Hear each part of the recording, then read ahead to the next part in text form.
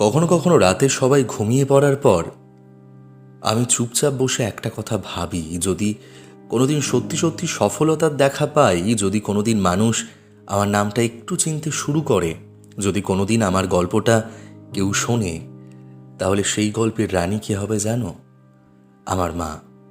কারণ আমার জীবনের গল্পে সবচেয়ে বেশি কষ্ট সহ্য করেছে যে মানুষটা, সে কখনো নায়ক হতে চায়নি।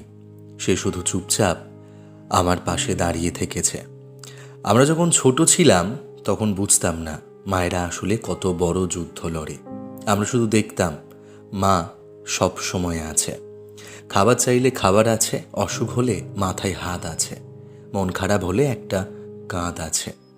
কিন্তু বড় হওয়ার পরে বুঝি এই কাঁধটা কত ভার নিয়ে দাঁড়িয়েছিল। অনেক সময় হয়তো বাড়িতে টাকা কম ছিল, কিন্তু মা সেটা বুঝতে দেয়নি। নিজে হয়তো নতুন কাপড় কেনেনি, কিন্তু আমাদের জন্য ঠিকই কিনে দিয়েছে। আমরা হয়তো ভাবতাম এটাই তো স্বাভাবিক, কিন্তু আজ বুঝি এটা স্বাভাবিক না, এটা ভালোবাসা। আমার জীবনে যখন খারাপ সময় এসেছে, যখন মনে হয়েছে আমি কিছুই করতে পারবো না, তখন পৃথিবীর সবাই হয়তো সন্দেহ করেছে, কিন্তু একজন মানুষ একবারও সন্দেহ করেনি, আমার মা।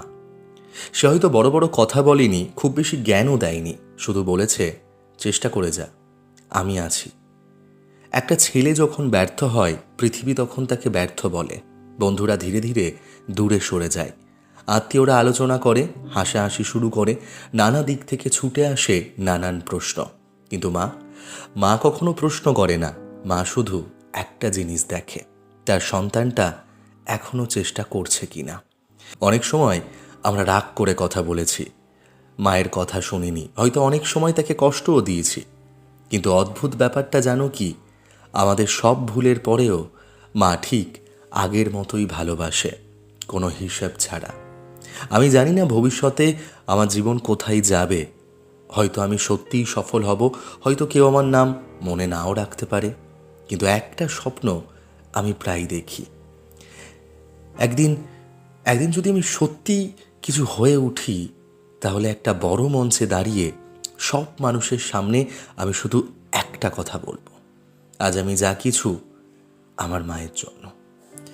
কারণ আমার জীবনের গল্পে সবচেয়ে শক্তিশালী চরিত্রটা আমি না, আমার মা। যেদিন মানুষ আমাকে সম্মান করবে, সেদিন আমি চাই প্রথম ফুলটা আমার মায়ের হাতে যাক। কারণ এই পৃথিবীতে যদি কোনোদিন সফলতার দেখা পাই, যদি কোনোদিন আমার গল্পটা মানুষ শোনে, তাহলে সেই গল্পের রানী আর কেউ না, আমার মা। আমার স্বপ্নগুলো হয়তো আমার ছিল, কিন্তু সেই স্বপ্নগুলো বাঁচিয়ে রাখার সাহসটা আমার মা দিয়েছে। তাই আজ যদি তুমি এই গল্পটা শোনো, তাহলে একবার শুধু মাকে গিয়ে বলো, তুমি আছো বলেই আমি এখনো চেষ্টা করছি।